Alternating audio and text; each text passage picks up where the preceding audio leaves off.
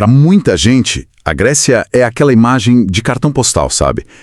Ilhas, sol, ruínas antigas e aquele mar de um azul inacreditável. A fachada perfeita, né? O berço da civilização ocidental. Exatamente.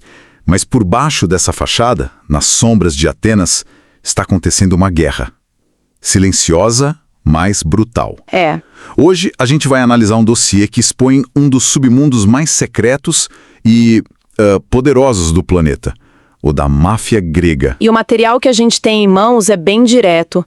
Eles os descrevem como bilionários, invisíveis e impiedosos. Nossa missão aqui é entender quem são essas pessoas, como elas operam e por que essa organização controla não só portos e combustível, mas talvez o próprio destino das rotas criminosas que cruzam a Europa. E é um ponto de partida fascinante, porque a primeira coisa que me chamou a atenção nesse material foi a linguagem.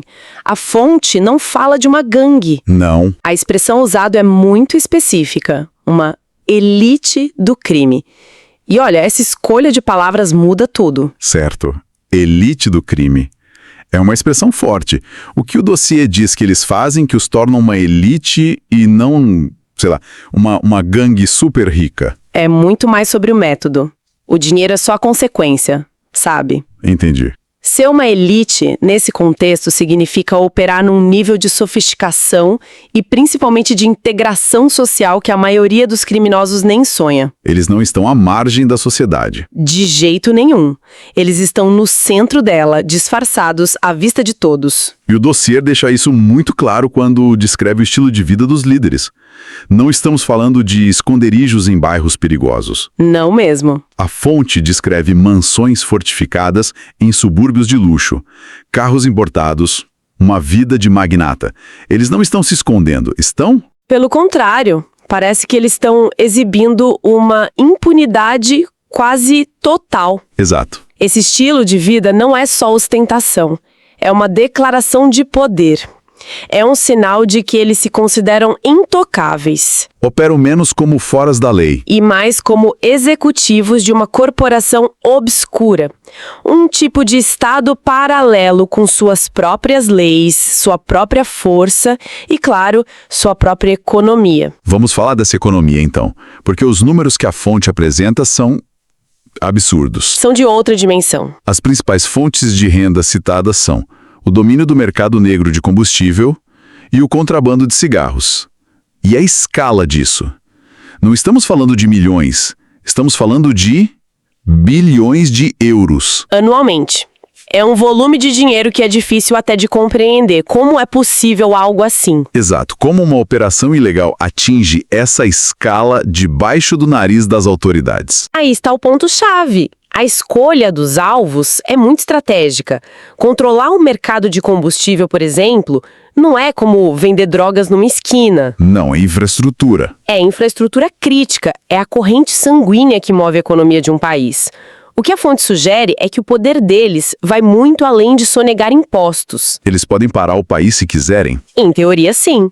Eles poderiam criar uma escassez de combustível em Atenas para pressionar um político, ou para quebrar uma empresa rival. Eles não só lucram com o sistema, eles têm uma espécie de interruptor de emergência para ele. Um poder de chantagem em escala nacional? E esse poder só é possível com ajuda interna, imagino eu. Com certeza. E é aqui que o dossiê fica realmente sombrio. Ele fala sobre a infiltração da máfia no aparelho de Estado. Sim, e esse é o pilar que sustenta todo o império. Sem isso, eles seriam só contrabandistas ricos. Com isso, eles são uma força quase soberana. Certo. Corrupção policial eu consigo entender. Infelizmente é uma história comum em muitos lugares. Mas o documento é enfático ao dizer altos cargos do governo. Isso. Altos cargos. Isso soa como algo saído de um filme. A fonte dá alguma noção do quão alto isso vai? Estamos falando de um assistente de ministério ou de algo muito, muito maior? Olha, a fonte não dá nomes por razões óbvias, mas sugere que a influência alcança níveis onde as políticas são formuladas, onde as grandes operações de segurança são planejadas. O que é devastador. Totalmente. Isso garante proteção contra investigações sérias, garante informação privilegiada sobre batidas policiais antes que aconteçam. E o mais grave. Eles podem sabotar tudo por dentro. Exatamente. É a blindagem perfeita. Comprada não só com dinheiro, mas com poder e com informação. Então temos essa organização que parece uma fortaleza, blindada pelo Estado, faturando bilhões, mas o dossiê indica que a maior ameaça a eles agora pode não vir de fora. Vem de dentro. É uma dinâmica clássica em qualquer estrutura de poder, seja ela legal ou ilegal, né? Sim. Longos períodos de estabilidade podem esconder tensões profundas, e quando essas tensões explodem, o resultado é sempre violento. A paz no submundo é muitas vezes só um intervalo entre guerras. E a guerra que o dossiê descreve é assustadoramente pública. A fonte cita mais de 20 execuções. De membros de alto escalão, nos últimos anos. E não são crimes que acontecem em becos escuros. Não. O documento menciona um assassinato que ocorreu do lado de fora de uma padaria às 8 da manhã. A audácia é parte da mensagem. É o que a fonte chama de violência performática. O método, como descrito, é quase um ritual. Assassinos em motocicletas de alta velocidade, fuzis AK-47. Rajadas rápidas e precisas. E um desaparecimento em segundos. A escolha da arma, a hora do dia, o local público. Nada disso é por acaso, sabe? É uma demonstração de poder. Exato. Envia uma mensagem clara para os rivais e para as autoridades.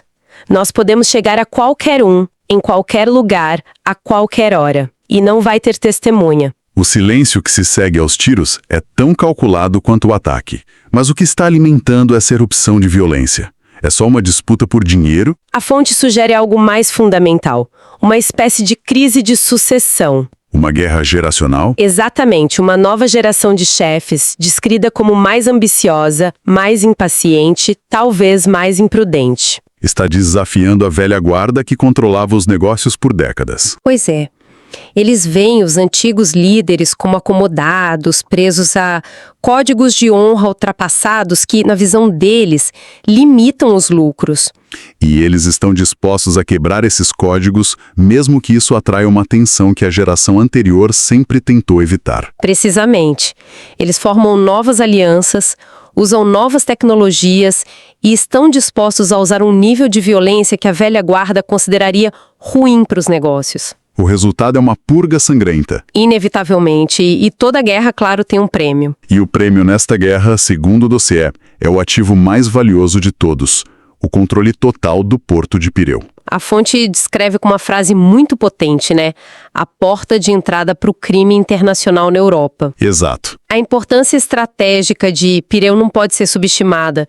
É um dos maiores portos do Mediterrâneo, um nó logístico que conecta a Ásia, Oriente Médio e Europa. Quem controla o fluxo de contêineres ali? Controla o fluxo de mercadorias, lícitas e principalmente as ilícitas.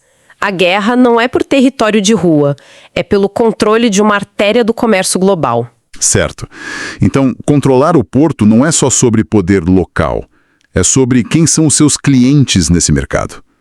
É aqui que a máfia grega se conecta ao crime mundial. Sim, eles não agem sozinhos.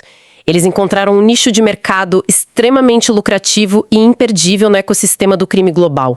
Eles não são os produtores. Mas são os facilitadores essenciais. O documento usa uma frase muito interessante para descrevê-los: o suporte logístico perfeito. Vamos tentar entender isso.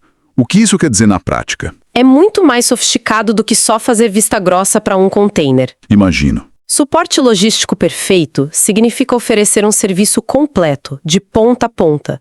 Significa fornecer contêineres limpos. Significa ter funcionários do porto e agentes da alfândega na folha de pagamento. Para garantir que a carga certa passe sem inspeção. E ter uma rede de transporte terrestre pronta para distribuir o produto pela Europa assim que ele chega. Um analista na fonte os descreve como a FedEx do crime na Europa. Ou seja, eles oferecem um serviço que os cartéis da América Latina ou a máfia russa, por exemplo, não têm a infraestrutura para executar sozinhos. Eles são o elo indispensável. Indispensável. Pense assim. Você pode ser o maior produtor de cocaína da Colômbia, mas seu produto não vale nada se não chegar ao consumidor em Berlim ou Londres. Os gregos vendem a solução para o problema mais difícil de todos. Cruzar fronteiras internacionais de forma segura e eficiente. A fonte os descreve como os donos dos navios e os donos das rotas. Eles não vendem o produto, eles vendem o acesso. O que leva à conclusão direta e bastante assustadora do dossiê, que diz, e eu cito, se algo ilegal precisa entrar na Europa sem ser detectado, as chances de passar pelas mãos dos gregos são enormes. Eles se tornaram o portão de entrada não oficial do continente. E agora? Agora, se a gente conectar todos os pontos que a fonte nos deu, a imagem final é a de um ecossistema criminoso quase perfeito. Primeiro, a infiltração no Estado, que garante impunidade. Depois, o controle físico de uma infraestrutura-chave, o Porto de Pireu, que funciona como portão.